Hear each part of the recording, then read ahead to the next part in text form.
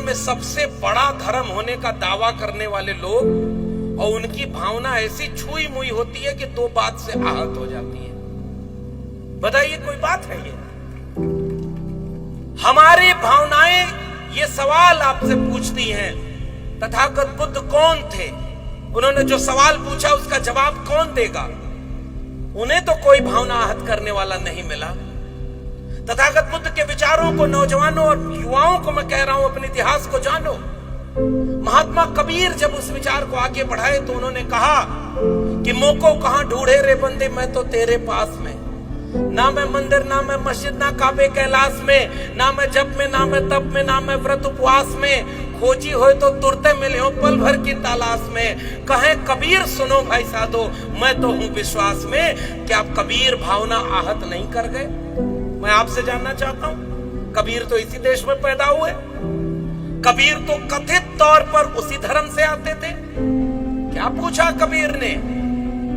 माला तो कर में फिरे, जीप फिरे मुखमाई, और मनवा तो 34 फिरे, या तो स्मरण ना है। क्या लिखा कबीर ने?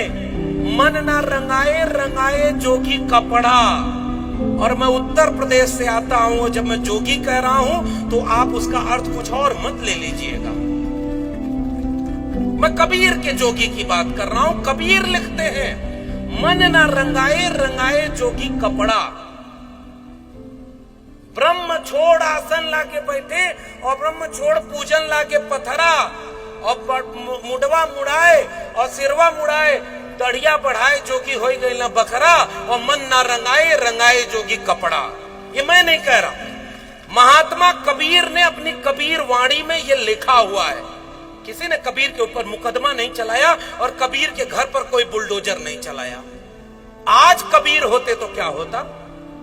और अगर कबीर उसी उत्तर प्रदेश में होते, काशी में होते, तो क्या होता? उनके घर पे 4-6 बार बुलडोजर और 8-10 मुकदमे में कबीर जेल में होते, या कोई लिंचिंग कर देता कि तुमने हमारी भावना को आहत कर दी। क्या यही भारत बनाने के लिए महात्मा बुद्ध से लेकर महात्मा कबीर ने, महात्मा रविदास ने, तथागत बुद्ध के विचारों को आगे बढ़ाने वाले फूले, अंबेडकर, पेरियार ने इसी भारत का सपना देखा था, जिसमें धर्म के नाम पर दंगा कराया जाएगा और विवेक शून्य कर दिया जाएगा? सोचो मत, अंधभक्ति करो।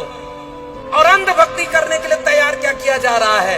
हलवा खाने वाले मनुष्यों को कहा जा रहा है गोबर खाओ। ये आपका नया भारत बनाया जा रहा है। देखिए कि नहीं बालाघाट वालों, वो वीडियो देखिए कि नहीं?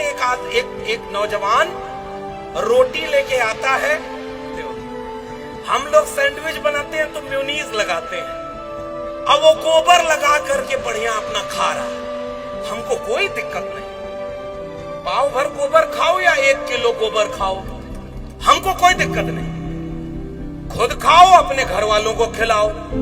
लेकिन हम इंसान बनना चाहते हैं, क्योंकि जिस गाय का गोबर तुम खाते हो, उस गोबर को गाय का बछड़ा भी नहीं खाता, वो गाय का दूध पीता है भाई। इसलिए इसमें कोई भावना तो आहत नहीं होगी। हम इस देश को गोबर वाला देश नहीं बनने देंगे।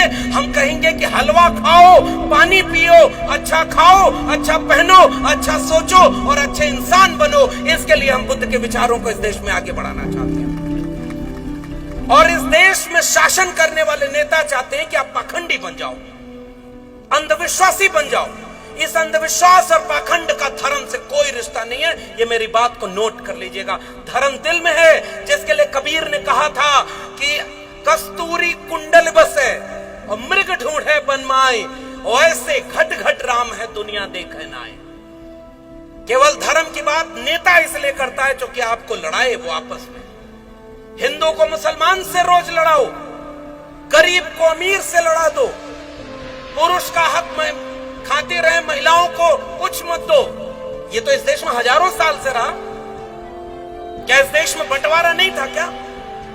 इस देश में बाबा साहब अंबेडकर, पुरानी बात छोड़ देता हूं, बाबा साहब भीमराव अंबेडकर जब स्कूल में पढ़ने गए तो वो कौन लोग थे जिन्होंने कहा था कि तुम्हारी जाति अछूत है और तुम्हें शिक्षा नहीं मिलेगी, और स्कूल से बाहर बिठा दिया? मैं जानना चाहता हूं क्या वो दूसरे धर्म के लोग थे?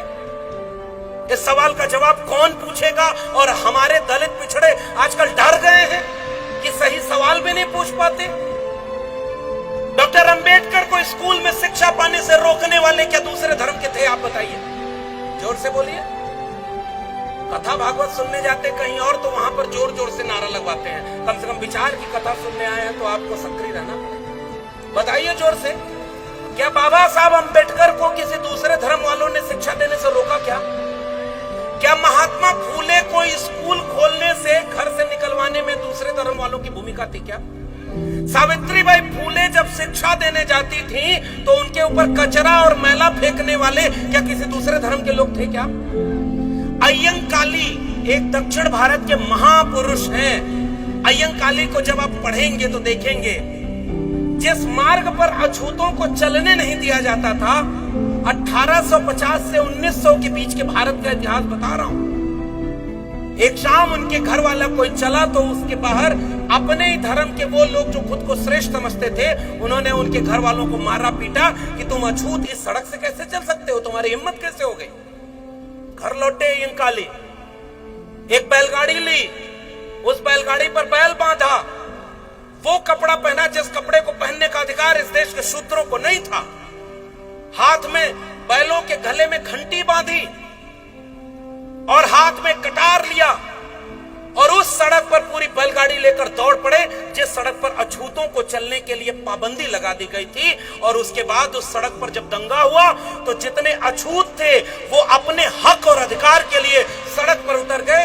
आज भी गूगल करके पढ़ना, न समझ में आए तो डॉक्टर लक्ष्मण यादव की यूट्यूब चैनल पर सामाजिक न्याय की पाठशाला में अय्यंकाली का एपिसोड देखना। केवल 150 साल पहले हमारे लोग सड़क पर चले, इसके लिए भी दंगा हो जाता था। बताओ वो दंगा कराने वाला कोई दूसरे धर्म का था क्या? नारायण गुरु के खिलाफ कोई दूसरे धर्म का लोग खड़ा था क्या? ये सवाल मेरा आपसे है कि इसी देश में जब इंसान को इंसान से बांटा गया तो जिन्होंने इंसान को इंसान से मिलाया, उस फूले, अंबेडकर, पेरियार के सपनों का भारत बनाने वाले हम लोग धर्म के दंगे की राजनीति नहीं करना चाहते। इंसान को इंसान के बराबर बनने वाले विचारों का ये बौद्ध मैत्री सम्मेलन है, उसकी बात करेंगे और सांप्रदायिकता की आग को इस देश में फैलने नहीं देंगे। बाबा साहब अंबेडकर तो विदेश गए पढ़ने, यहां रोका तो फेलोशिप मिली, विदेश गए पढ़ने। विदेश से जब भारत लौटे 32 डिग्री डॉक्टर भीमराव अंबेडकर लेकर लौटे थे। 4-4 पीएचडी, मैं अकेला 1 पीएचडी कर पाया। डॉक्टर अंबेडकर 4 पीएचडी किए थे, 32 डिग्री लेकर लौटे थे और एक भी फर्जी डिग्री नहीं थी, सारी ओरिजिनल डिग्री बाबा साहब अंबेडकर की थी, एक भी फर्जी डिग्री नहीं थी। क्या हुआ उनके साथ? 10 दिन नौकरी कर पाए थे डॉक्टर भीमराव अंबेडकर सयाजी बाग बड़ोदरा में, क्योंकि जब नौकरी करने बैठे अफसर बनकर तो उनको फाइल फेंक कर दिया जाता था कि तुम अछूत हो, तुम हमारे बॉस कैसे बन जाओगे? पानी पीना है, मटका अलग रखा हुआ है। 10 दिन नौकरी नहीं कर पाए। मैं गया पिछली बार और उसके बाद 11वें दिन डॉक्टर अंबेडकर वो नौकरी छोड़ करके रेलवे स्टेशन की तरफ लौटे, एक बगीचे में बैठे और नौजवानों, आपको मैं ये कहानियां सुनाना चाहता हूं और 1000 किलोमीटर दूर से यही बताने आया हूं, क्योंकि आपके व्हाट्सएप पर रील्स जो आ रही है वो दंगा कराने वाली रील्स आ रही है, क्योंकि आपको अपना इतिहास तो पता ही नहीं। आप कब उनके चक्कर में आ जाते हो आपको पता ही नहीं। पूछो ना सवाल कि डॉक्टर अंबेडकर 10वें दिन के बाद 11वें दिन गुजरात के वडोदरा के सयाजी बाग में बैठे फूट फूट कर रोने लगे। इतना पढ़ लिख करके मैं विदेश से लौटा, मेरे साथ जब इतना अछूत का बर्ताव किया जा रहा है जाति देखकर, तो मेरे समाज के साथ क्या होगा? वही संकल्प लिया भीमराव अंबेडकर ने कि मैं अब कहीं भागूंगा नहीं। ऐसा नहीं है कि यहाँ का पैसा लेके विदेश भाग जाऊं और लंदन में ऐश करूं। भागने वालों का नाम डॉक्टर अंबेडकर नहीं है। उन्होंने कहा कि अब इस देश में रहूंगा, नौकरी की चिंता छोड़ो, जब तक अपने देश से जातिवाद नहीं खत्म कर लेता तब तक इस देश में अपनी क्रांति की बात को आगे बढ़ाता रहूंगा। इसलिए उस जमीन को आज भी संकल्प भूमि के नाम से जाना जाता है। डॉक्टर अंबेडकर ने संकल्प लिया कि इस देश से जातिवाद खत्म करना है जो इंसान को इंसान से बांटता है। डॉक्टर अंबेडकर के मानने वालों, हम और आप सीने पर हाथ रख के बताओ, क्या जातिवाद खत्म हो गया क्या? जोर से बोलिए, अब जातियां खत्म हो गई क्या? जाति बची है तो फिर बाबा साहब के सपनों का भारत बना है क्या?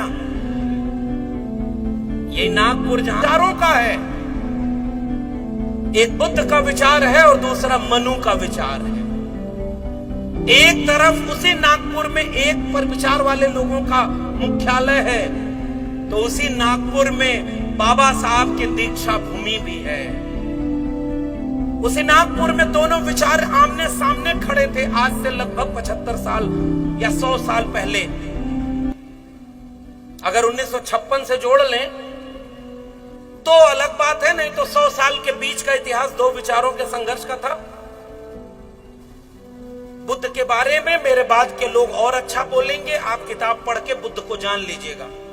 मैं आपसे बुद्ध और अंबेडकर की जीवनी बताने नहीं आया। आज अगर तथागत बुद्ध होते, आज अगर अंबेडकर होते तो क्या कर रहे होते, ये बात मैं आपसे कहने आया हूं। क्या बाबा साहब ये देखकर खुश हो रहे होते कि उनकी बुनाई बुद्धिस्ट सोसाइटी ऑफ इंडिया के इतने टुकड़े हो गए? उनकी बनाई party Republic party of India के इतने टुकड़े हो गए? उनके बनाए संगठन मिलिंद कॉलेज खोला था डॉक्टर अंबेडकर ने, क्या स्थिति है उसकी? कहां है बुद्ध के सपनों का भारत? और जो दूसरे विचार के लोग थे, 100 साल उनके पूरे होने जा रहे हैं, उन्होंने पूरे देश को अपने कब्जे में ले लिया। मैं नाम नहीं ले रहा हूं, समझदार को इशारा काफी, क्योंकि ये वैचारिक मंच है।